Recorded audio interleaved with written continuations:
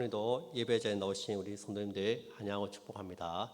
우리 옆에 분들과 한번 인사합시다. 환영합니다. 축복합니다. 참 잘 오셨습니다.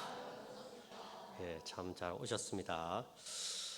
오늘 우리 계속해서 창세기 강의를 하도록 하겠습니다.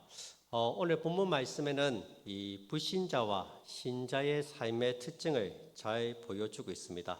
본문 16절부터 24절까지는 불신자들의 삶의 특징입니다. 그리고 나머지 25절과 26절은 우리 성도들의 삶의 특징이라고 할 수 있습니다. 먼저 불신자들의 삶의 특징을 한번 보시기 바랍니다. 16절, 17절입니다. 가인이 여호와 앞을 떠나서 에덴 동쪽 놋 땅에 거주하였더니 아내와 동침하매 그가 임신하여 에녹을 낳은지라. 가인이 성을 쌓고 그의 아들의 이름으로 성을 이름하여 에녹이라 하니라. 가인이 여호와 앞을 떠나서 놋 땅에 거주하였다고 합니다. 여기서 놋은 원어로 쉼 없는 유리방황하다는 의미입니다. 동생 아벨을 죽인 가인은 더 이상 하나님 앞에 머무를 수가 없었습니다. 그는 하나님의 임재를 떠나서 정처 없이 떠도는 인생이 되었습니다. 이것이 하나님께서 가인에게 내린 징벌입니다. 11절 12절에 보시면 땅이 그 입을 벌려 네 손에서부터 네 아우의 피를 받았은즉 네가 땅에서 저주를 받으리니 네가 밭을 갈아도 땅이 다시는 그 효력을 내게 주지 아니할 것이요 너는 땅에서 피하며 유리하는 자가 되리라. 가인이 동생 아벨을 죽였습니다. 하나님께서 이 아벨의 제사는 받으시고 가인의 제사를 받지 않으시자 이 동생을 그냥 죽여버렸습니다.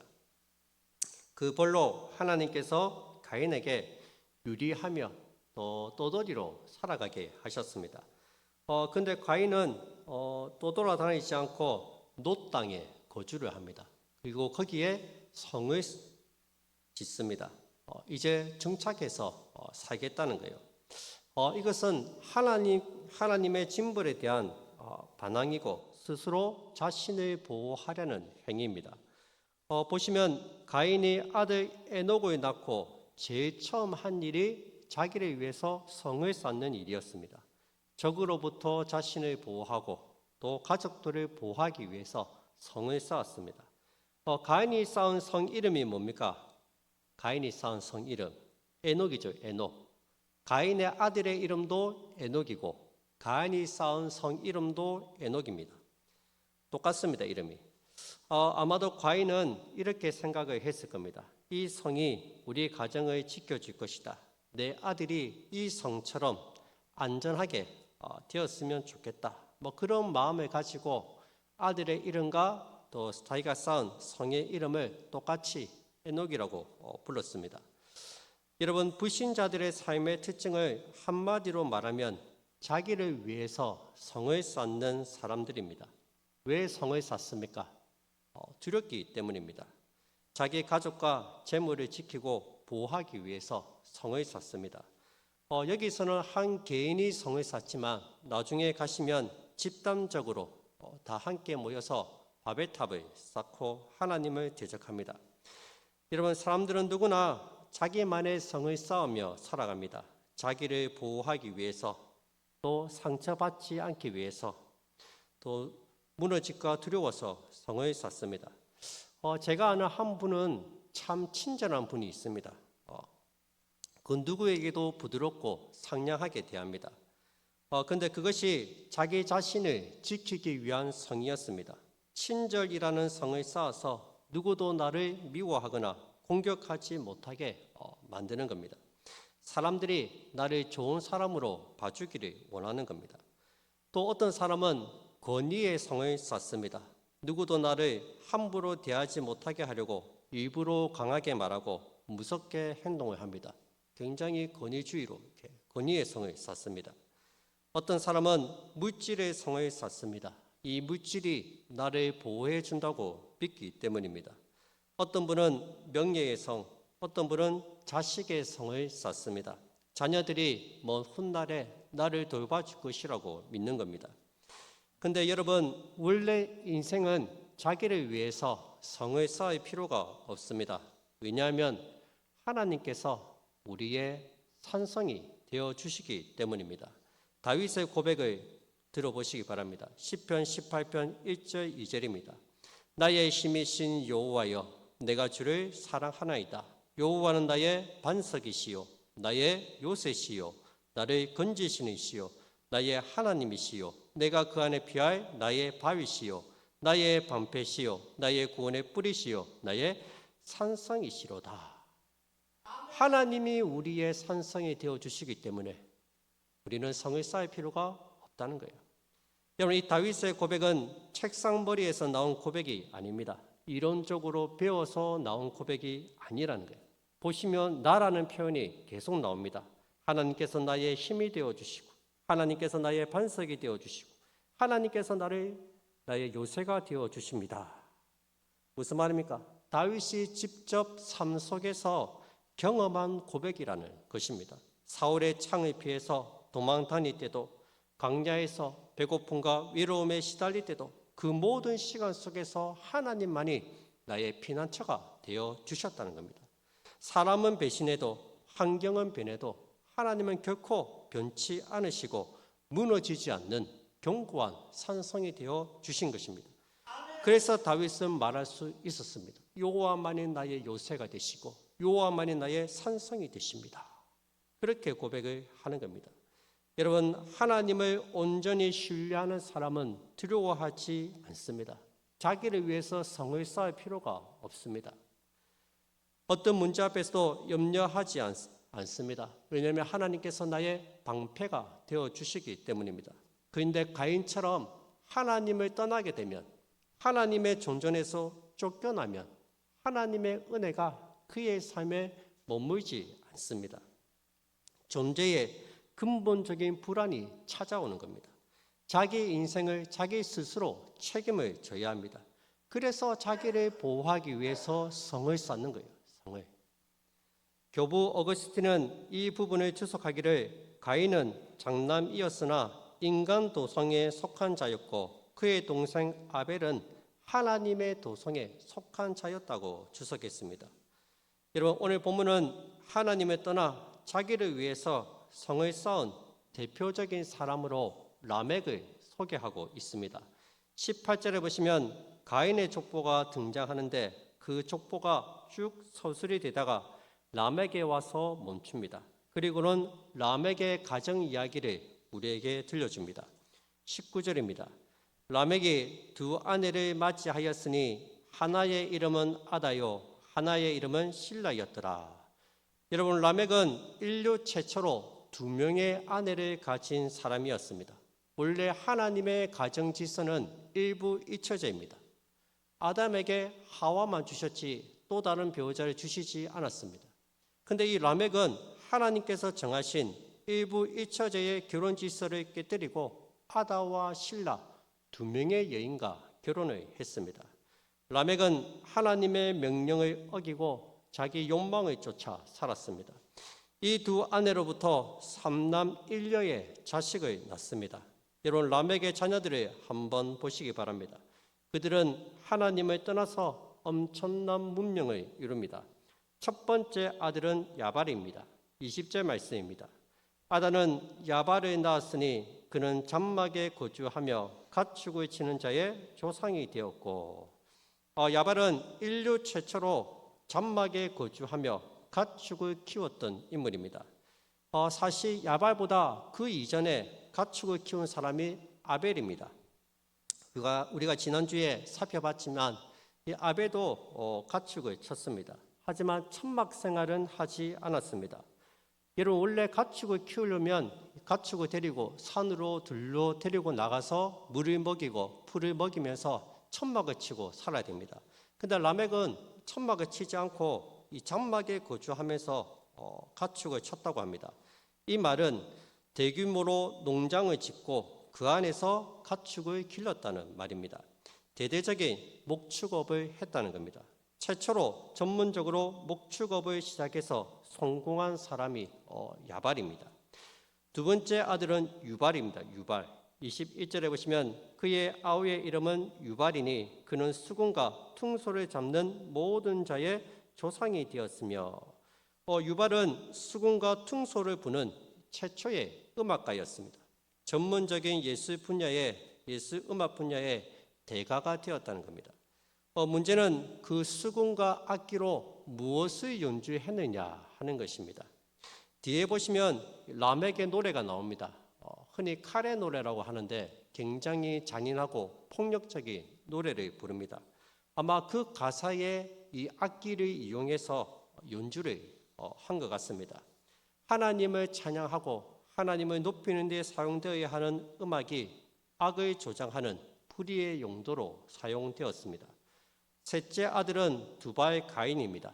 22절에 보시면 신라는 두발 가인을 낳았으니 그는 구리와 쇠로 여러 가지 기구를 만드는 자요 두발 가인의 누이는 나아마였더라.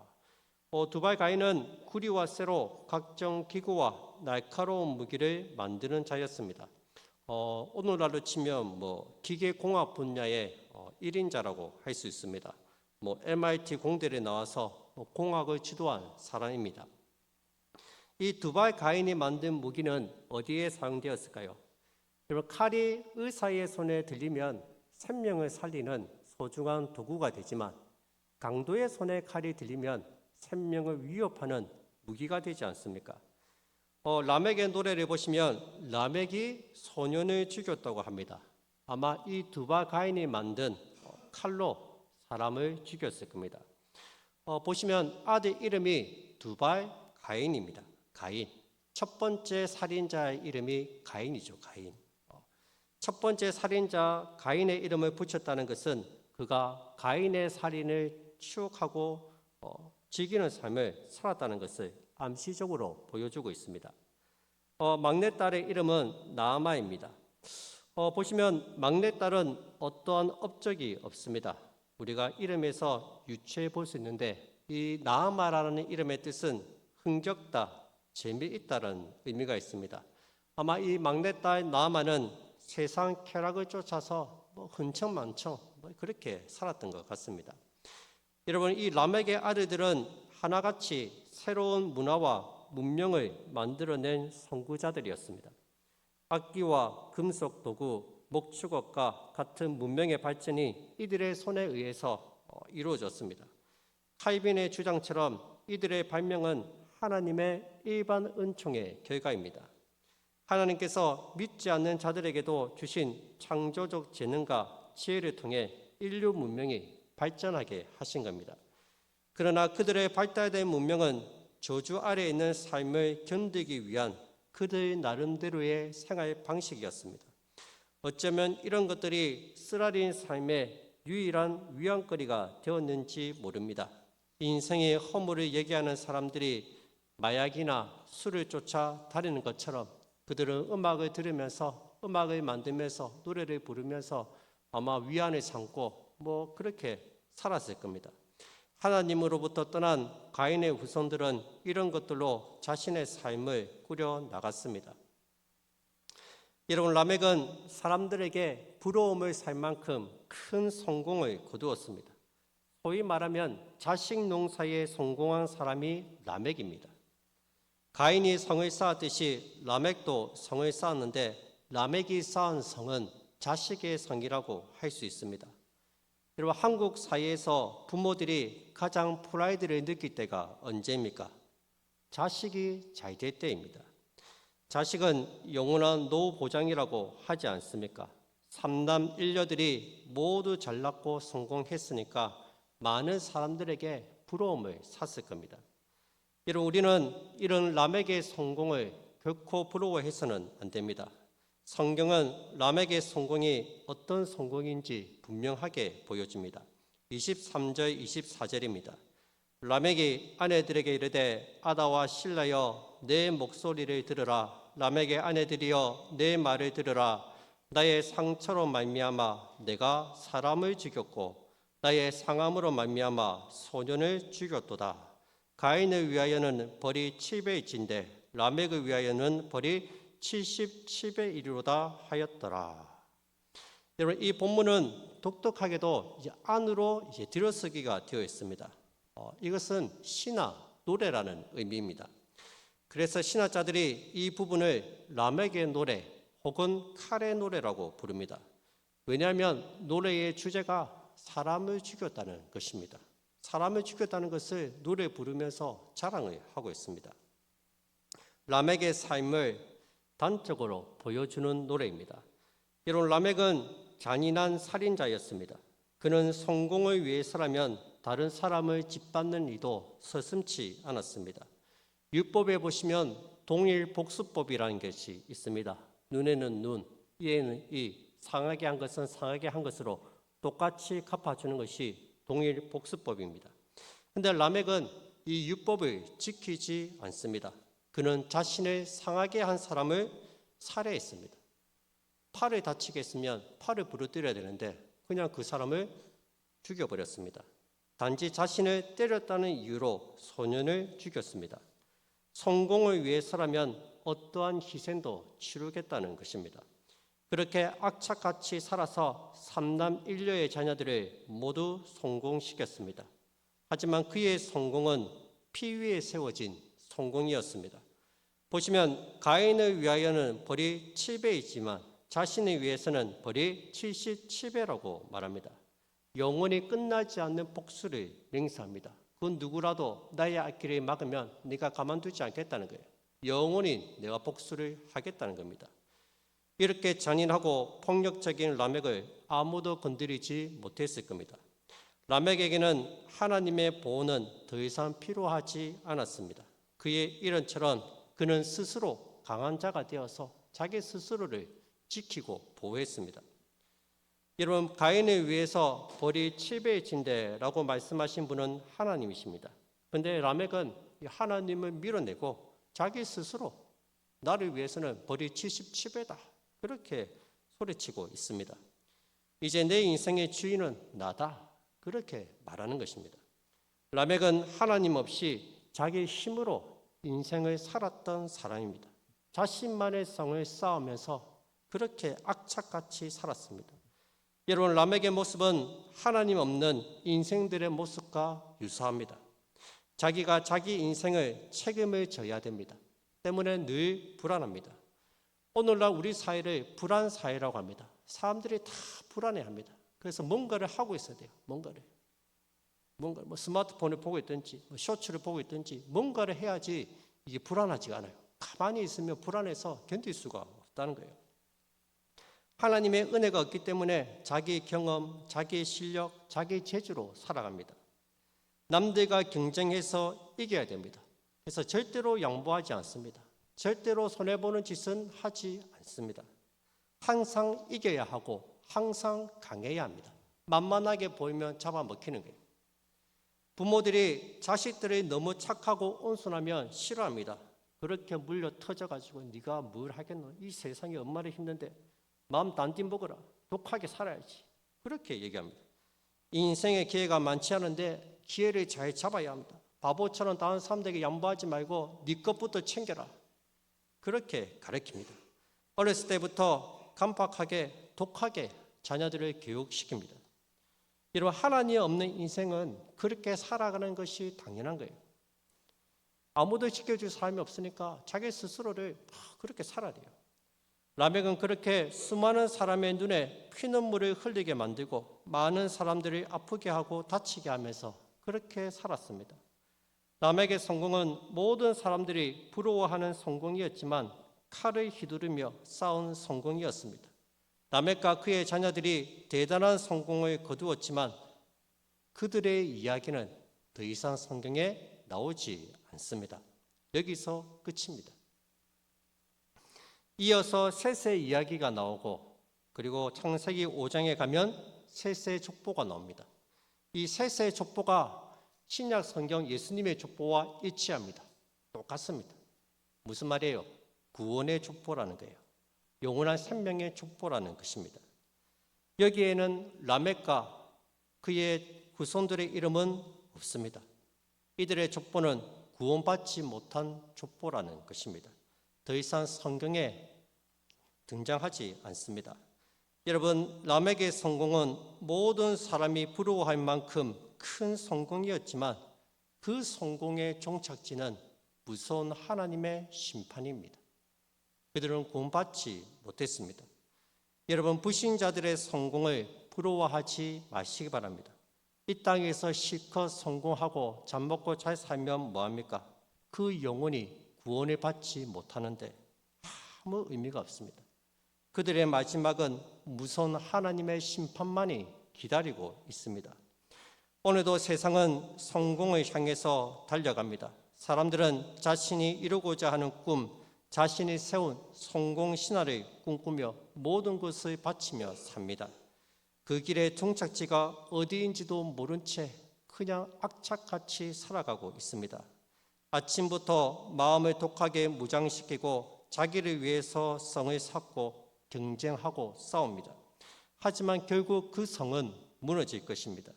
아무리 높이 쌓아 올린 성도 하나님 앞에서는 한순간에 다 무너집니다. 남은 것은 오직 심판밖에는 없습니다. 여러분, 얼마나 불쌍한 인생들입니까? 하나님을 떠난 영혼은 결코 평안을 누릴 수가 없습니다. 기쁨도 감사도 없습니다. 여러분, 불신자들이 기뻐하는 거 보셨습니까? 감사하는 거 보셨어요? 아니요. 늘 인상을 쓰고 삽니다. 무슨 불만이 그리 많은지 늘 인상 쓰면서 기뻐하는 것도 없고 감사하는 것도 없습니다. 그만큼 삶이 고달프고 힘들기 때문입니다. 여러분, 그런 사람들에게 가서 우리가 복음을 전해야 합니다. 참 성공을 향해서 달려가는 사람들에게 그 끝에는 무서운 심판밖에는 없다고, 하나님의 심판밖에는 없다고 얘기를 해줘야 됩니다. 죽으면 그만이지, 죽으면 그만이 아니고 죽고 난 다음에는 무시무시한 하나님의 심판이 있다. 하나님께로 돌아오라고 우리가 가서 전해줘야 됩니다. 사람들은 죽음을 두려워합니다. 왜? 죽음 뒤에 뭐가 있는지 몰라요. 죽음 뒤에 뭐가 있는지 모르니까 죽음을 두려워하는데 막연한 두려움이에요. 가서 얘기를 해줘야 됩니다. 죽으면 끝이 아니라는 것을, 죽음 뒤에는 하나님의 심판이 있다는 것을. 그렇게 바락바락하면서 살아봤자 죽고 나면은 그 영혼이 천국 가야 되지 않겠냐고 가서 우리가 전해야 된다는 겁니다. 당신이 불안하고 마음에 평강이 없는 것은 하나님을 떠났기 때문입니다. 하나님께로 오세요. 하나님께 오시면 참된 평안과 기쁨을 누리게 될 것입니다. 여러분, 이것이 우리가 전해 주어야 할 복음의 메시지입니다. 하나님을 떠나 스스로 성을 쌓는 것이 아니라 하나님을 피난처로 삼는 인생, 하나님 안에서 참된 평안을 누리는 인생, 그런 인생들이 다 되시기 바랍니다. 그걸 가서 전해 주시기 바랍니다. 하나님께로 와야지 참된 평안이 있고 기쁨이 있다는 것을 꼭 전해 주시기를 바랍니다. 여러분, 그럼 우리 성도들은 어떻게 살아야 합니까? 우리 성도들의 삶의 특징을 한번 보시기 바랍니다. 25절, 26절 말씀입니다. 우리 다 같이 한번 읽도록 하겠습니다. 시작. 아담이 다시 자기 아내와 동침하매 그가 아들을 낳아 그 이름을 셋이라 하였으니 이는 하나님이 내게 가인이 죽인 아벨 대신에 다른 씨를 주셨다 함이며 셋도 아들을 낳고 그의 이름을 에노스라 하였으며 그때 사람들이 비로소 여호와 이름을 불렀더라. 아멘. 하나님께서는 가인에게 맞아 죽은 아벨 대신에 셋을 주셨습니다. 그리고 셋이 아들 에노스를 낳고 비로소 여호와의 이름을 불렀더라 기록하고 있습니다. 아주 간단하게 기록되어 있습니다. 라멕의 아들들에 비해서 분량이 아주 작습니다. 한마디밖에 없어요. 여호와의 이름을 불렀더라. 큰 업적을 이루고 성공했다는 말이 없습니다. 하려 하고 뭔가 대단한 일을 했다는 기록이 없습니다. 그냥 여호와의 이름을 불렀더라. 이게 답니다. 여러분, 여기서 여호와의 이름을 불렀다, 이것은 창세기의 관용 어구입니다. 하나님을 예배하고 하나님을 섬겼다는 의미입니다. 이것이 신약에 가면은 구원받은 성도의 유일한 근거로 제시됩니다.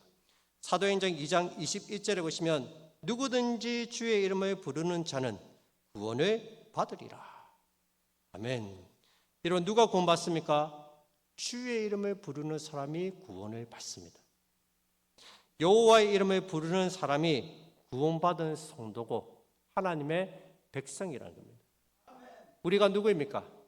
하나님의 이름을 부르는 자들입니다.